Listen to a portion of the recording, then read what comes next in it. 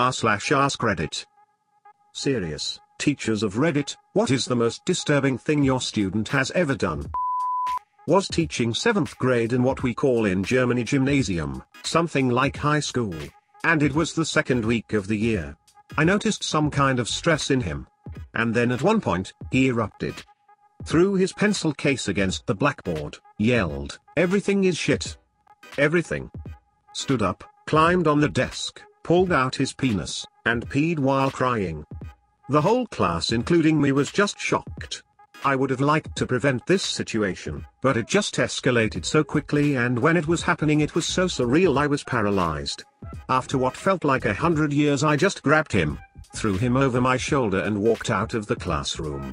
Held him by his hand while shouting into the classroom that they should stay in the classroom while I'm away and only leave it for the next class.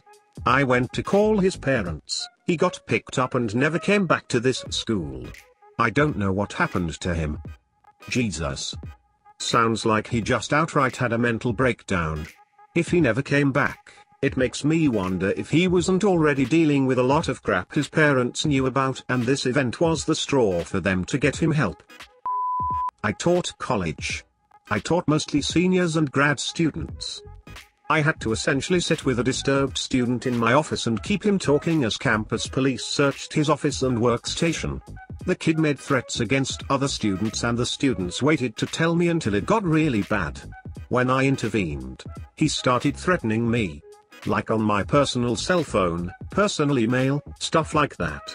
My husband told me to tell campus police, which I did, but everyone told me there was nothing really they could do. The chair of my department couldn't even kick him out of my class because he was enrolled through a different department. His home department was slow to do anything. I called a meeting with him to ostensibly talk things out, but I had told my TA to search his stuff. My TA immediately called campus police who went with him to search those areas. They found some stuff in his office, enough to kick him out of school but nothing that rose to criminality. Well, that is until he brandished the gun that was in his backpack. This happened as he stepped out of my office and my TA and campus police stood there. I watched a campus cop literally tackle him off his feet. Tried to jump out of a 3rd floor window just because. I was utterly terrified. Hey, I did that a few times in 3rd grade. Except it was the 2nd floor. Turns out teachers freak out when they see you jump out the window. Disclaimer, don't jump off windows, kids. Can I keep this comment mods PLS? Did you have a reason? Edit/u/pm_me_ed responded saying it was to get to the playground 32 seconds earlier. I don't think they were being entirely serious with that response, though it's believable enough that a kid might do it to impress their mates and claim that that was why. I taught 3rd graders for a year, so the kids were around 9 years old. It was a couple of days before the summer holidays and I asked the kids what they were going to do during summer. I got to this one girl and asked her what she was going to do and she happily announced she was going to Germany with her sister and parents. I asked her what she was going to do in Germany and she said she was going to ask people if they have €1. I was like, what? And she proceeded to sit down on the floor with a really sad look on her face, stuck her hand out to me and said, "See, like this. Please miss, do you have just €1? I'm hungry." She didn't really see anything wrong with this. Is pretty sure she didn't really understand what she was doing. I was quite alarmed by this, so I informed the other school staff. It turned out that even though they weren't actually poor, her parents were regularly taking their 2 daughters to Germany over summer where they would make them beg for money in the streets. I heard the girl and her sister got pulled out of school shortly after that, but I don't know what happened after since I don't work there anymore. I used to teach up class to 3-5-year-olds. I had this one kid who used to come with his friend from kinder. His friend's mother apologized to me numerous times and said she never would have offered to bring him if she knew what he was like. More than once I had to evacuate the rest of the kids from the gym because this 3-year-old would be running around the gym screaming "Foo you up" and "Q unt" at the top of his lungs while trying to punch, kick or headbutt other kids. You never knew what would set him off. If you asked him to kick a ball, he was equally likely to kick another student or the ball. One time he went so violent that I couldn't get him away from the other kids and ended up wrapping him up in the firm cuddled technique, which they definitely don't teach teachers about anymore. I basically dropped him to his knees with me on my knees behind him, arms wrapped around his arms and his chest. The only part he could move was his head, and he kept trying to smash the back of his head into my face. But the worst part was the laughter. He normally had a vague, empty look on his face, but when he was trying to hurt someone he would scream with laughter, wearing the biggest shit-eating grin. I only had him for 10 sessions once a week, but holy fuck, I will never forget that kid. I once babysat a little boy like this for the summer. He absolutely must have had this and possibly something worse. His little brother was fine, but man, he was a different story.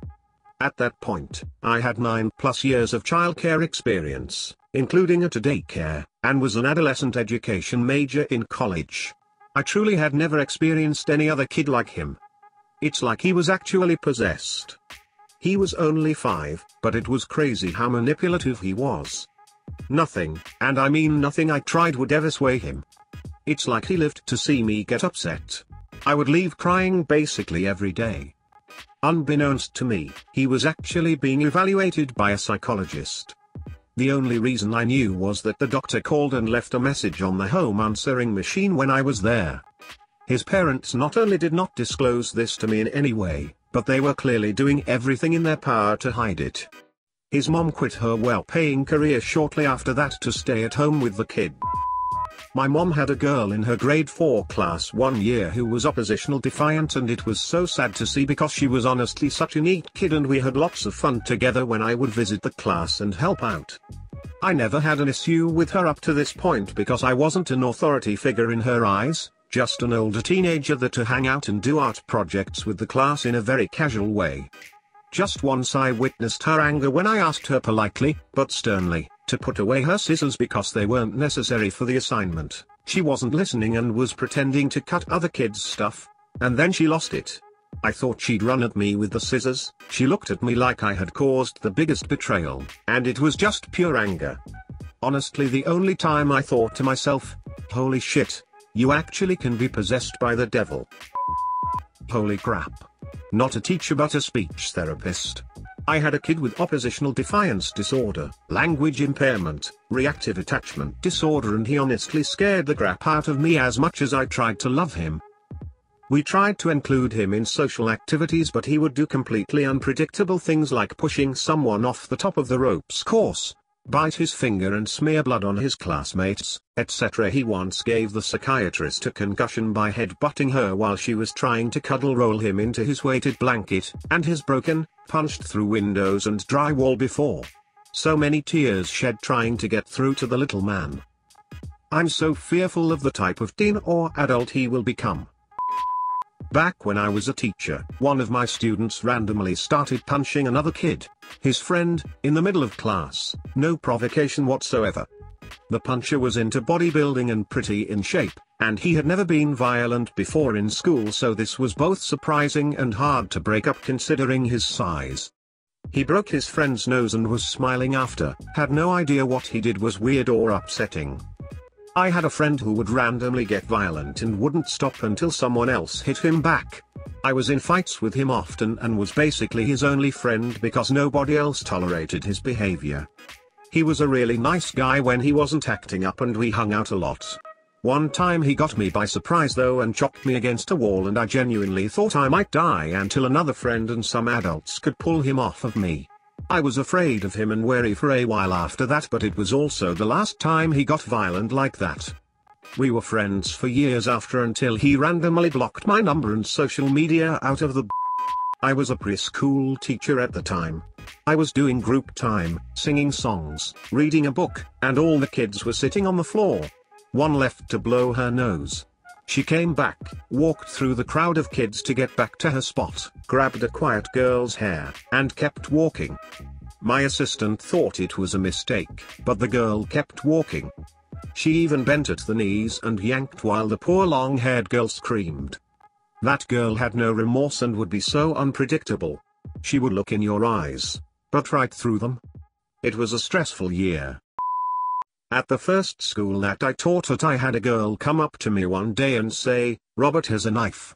I pulled Robert into the hallway to talk with him about it. He said that he didn't have a knife, but did have a box cutter. I asked him why he had it, and he said, "Because I'm tired of Chris." Chris was an annoying suck-up but wasn't really bad or mean to other kids. I asked Robert what he was planning on doing to Chris. He said, "I am going to get him in the bathroom." I usually took the class to the restroom after lunch, but I didn't that day because they were being rowdy in the hallway. I took Robert to the office, and after hearing the story, the principal chewed him out. She then called Robert's mom, and she chewed him out on the phone. Here's the kicker. Robert knew that he was in serious trouble. He knew that what he was planning was wrong. He just didn't care. Not in a false bravado macho type was. He literally didn't care. I hate to predict a kid's future criminal endeavors, but that kid scares me. By the way, Robert was 8 years old at the time.